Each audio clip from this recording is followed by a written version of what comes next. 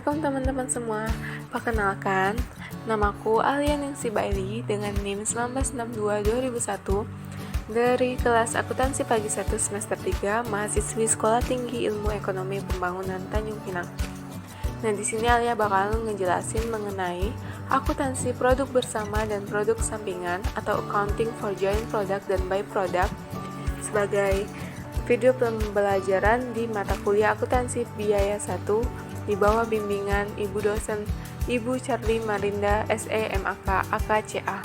Nah, untuk materi pembahasannya yang pertama ada pengertian produk bersama, yang kedua karakteristik produk bersama, yang ketiga alokasi biaya dan metode alokasi biaya produk bersama, yang keempat penentuan harga pokok produk bersama, yang kelima pengertian produk sampingan, dan yang keenam pengelompokan produk sampingan, dan yang terakhir yaitu metode perhitungan harga pokok produk sampingan.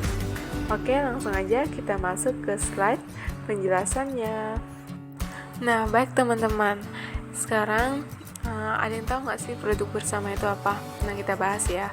Produk bersama adalah beberapa produk yang dihasilkan dalam suatu rangkaian atau seri produk secara bersama dengan menggunakan bahan, tenaga kerja, dan biaya overhead secara bersama.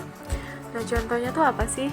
Nih, misalnya produk susu segar yang dapat menghasilkan krim dan skim cair, yang selanjutnya krim dapat diolah menjadi krim mentega, dan skim cair tersebut dapat diolah menjadi susu. Nah, oke, selanjutnya untuk produk bersama. Biaya yang dikeluarkan dalam menghasilkan produk bersama disebut dengan biaya bersama atau joint cost. Biaya bersama adalah biaya yang diolah secara bersama, contohnya seperti bahan, tenaga kerja, dan biaya overhead. Nah, dalam produk bersama ini dapat menghasilkan dua produk. Yang pertama, produk utama atau main product, yaitu produk yang dihasilkan dalam proses produksi secara bersama, namun memiliki nilai yang lebih besar. Yang kedua, produk sampingan atau by product adalah produk yang dihasilkan dalam proses produksi secara bersama tetapi nilai produk tersebut lebih rendah. Nah, oke, untuk pembahasan kedua mengenai karakteristik produk bersama. Ada 4 karakteristik produk bersama, yaitu yang pertama, produk diproses secara bersamaan dan di setiap produk mempunyai nilai yang relatif sama antara satu dengan yang lainnya. Yang kedua, setiap produk memiliki hubungan fisik yang sangat erat dalam proses produksi. Yang ketiga, dalam produk bersama dikenal istilah split of point, adalah saat dimana produk-produk tersebut dapat diidentifikasi atau dipisah ke masing-masing produk secara individual. Yang keempat, harga jual produk bersama relatif tinggi bila dibandingkan dengan produk sampingan yang dihasilkan pada saat yang sama. Nah, oke, selanjutnya di materi ketiga ini alokasi biaya dan metode alokasi biaya produk bersama. Nah, alokasi biaya adalah pembebanan biaya secara proporsional dari biaya tidak langsung atau biaya bersama ke objek biaya. Nah, secara umum alokasi biaya ditujukan untuk alasan sebagai berikut. Yang pertama, menghitung harga pokok dan menentukan nilai persediaan untuk tujuan pelaporan keuangan internal. Yang kedua, menghitung harga pokok dan menentukan persediaan untuk tujuan pelaporan keuangan eksternal. Nah, yang ketiga yaitu untuk menilai persediaan untuk tujuan asuransi. Yang keempat, menentukan nilai persediaan jika terjadi kerusakan terhadap nilai barang yang rusak. Yang kelima, sebagai biaya bahan yang hancur. Dan yang keenam, untuk menentukan biaya departemen untuk tujuan pengukuran kinerja eksekutif. Nah, oke, selanjutnya yaitu metode alokasi biaya. Dalam alokasi biaya digunakan beberapa metode, yaitu sebagai berikut. Ada 4 macam metode. Yang pertama, metode harga pasar. Yang kedua, metode unit fisik. Yang ketiga, metode rata-rata sederhana. Dan yang keempat yaitu metode rata-rata tertimbang. Nah, di sini Alia bakalan ngejelasin. Yang pertama mengenai metode harga pasar. Metode harga pasar adalah pembebanan biaya bersama atas dasar nilai jual masing-masing produk. Nah, di sini dibedakan menjadi dua, yaitu satu, harga pasar diketahui pada saat titik pisah. Yang kedua, harga pasar tidak diketahui pada saat titik pisah. Nah, yang kedua ini Lanjut ke metode unit fisik. Metode unit fisik adalah suatu metode dalam pembebanan biaya bersama kepada produk didasarkan atas unit secara fisik dari suatu produk. Baik, yang ketiga metode rata-rata sederhana. Metode ini adalah suatu metode dalam mengalokasikan biaya bersama bahwa seluruh produk yang dihasilkan dari proses produksi bersama harus dibebani suatu nilai secara proporsional dari seluruh biaya bersama atau dari besarnya unit yang diproduksi. Nah, yang keempat yaitu metode rata-rata tertimbang. Metode ini adalah metode yang mengalokasikan biaya bersama berdasarkan kepada unit produksi dan dikalikan dengan faktor penimbang. Kemudian diperoleh jumlah penimbang rata-rata setiap produk dibagi dengan jumlah penimbang rata-rata seluruh produk. Oke, kita masuk ke materi keempat mengenai penentuan harga pokok produk bersama. Nah, terdapat beberapa alasan mengapa alokasi biaya produk bersama yang menghasilkan beberapa produk bersama tersebut diperlukan, yaitu ada 3 penentuannya. Yang pertama yaitu untuk dipakai sebagai dasar penilaian, persediaan, dan penentuan laba rugi periodik. Yang kedua, untuk dipakai sebagai dasar penetapan harga jual atau kontrak apabila perjanjian hanya meliputi jenis-jenis produk tertentu atau tidak seluruh jenis produk yang dihasilkan melalui proses produksi bersama tersebut. Nah, yang ketiga, untuk dipakai sebagai dasar pengaturan harga jual produk oleh pihak yang berwenang seperti pemerintah. Oke, sekarang kita masuk ke poin kelima, yaitu pengertian produk sampingan. Produk sampingan adalah produk yang dihasilkan dalam proses produksi secara bersama, tetapi produk tersebut nilai atau kuantitasnya lebih rendah dibandingkan dengan produk lain atau produk utama. Nah, contoh dari produk sampingan ini yaitu yang pertama nih, krosin dalam pembuatan bensin. Yang kedua ada kain perca dalam pembuatan tekstil.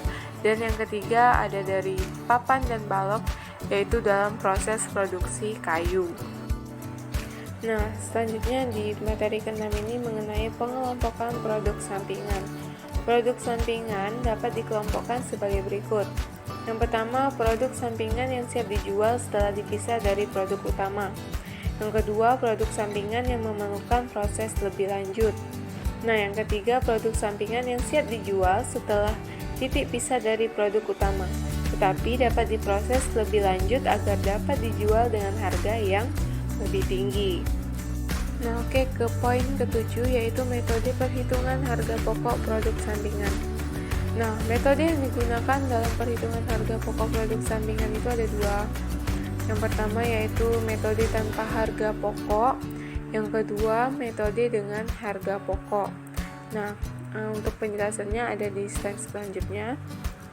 Nah, yang pertama yaitu metode tanpa harga pokok. Metode tanpa harga pokok adalah suatu metode dalam perhitungan produk sampingan yang tidak memperoleh alokasi biaya bersama dari pengolahan produk sebelum dipisah. Nah, pada metode tanpa harga pokok ini dibedakan lagi menjadi 2, yaitu yang pertama pengakuan atas pendapatan kotor, di mana produk sampingan dapat langsung dijual pada saat titik pisah. Yang kedua yaitu pengakuan atas pendapatan bersih, di mana produk sampingan memerlukan proses lanjutan setelah dipisah dari produk utama. Nah, ini yang kedua mengenai metode dengan harga pokok. Metode dengan harga pokok dimaksudkan adalah suatu metode di mana produk sampingan memperoleh alokasi biaya bersama sebelum dipisah dari produk utama. Nah, pada metode dengan harga pokok ini dibagi lagi menjadi 2 macam. Yang pertama yaitu harga pokok pengganti, dan yang kedua yaitu ada harga pokok pembatalan biaya. Nah, oke, sekarang Alia bakal ngejelasin apa itu harga pokok pengganti dan harga pokok pembatalan biaya. Harga pokok pengganti adalah metode yang mana dapat digunakan bagi perusahaan yang menggunakan produk sampingan untuk kebutuhan sendiri dalam proses produksi sebagai elemen biaya bahan maupun bahan pembantu.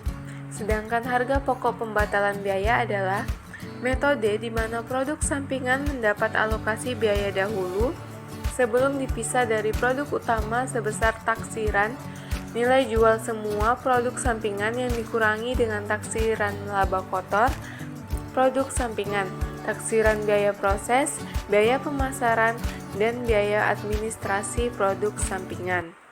Oke, kita masuk kepada kesimpulan dari materi di video pembelajaran kali ini.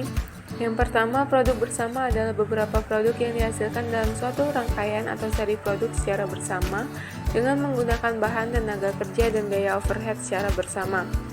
Yang kedua, alokasi biaya adalah pembebanan biaya secara proporsional dari biaya tidak langsung atau biaya bersama ke objek biaya. Metodenya ada metode harga pasar, metode unit fisik, metode rata-rata sederhana, dan metode rata-rata tertimbang.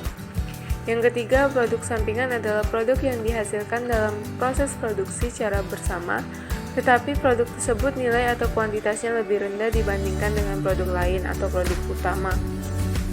Yang keempat, metode yang digunakan dalam perhitungan harga pokok produk sampingan adalah metode tanpa harga pokok dan metode dengan harga pokok.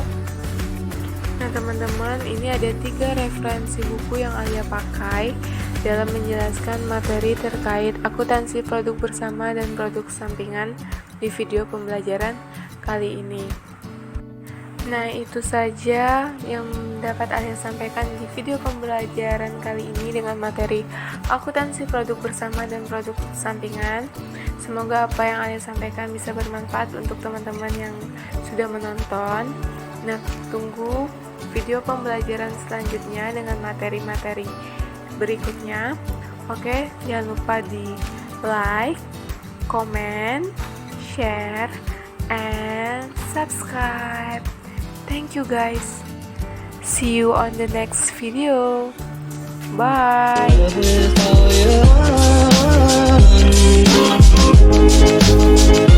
Missing someone.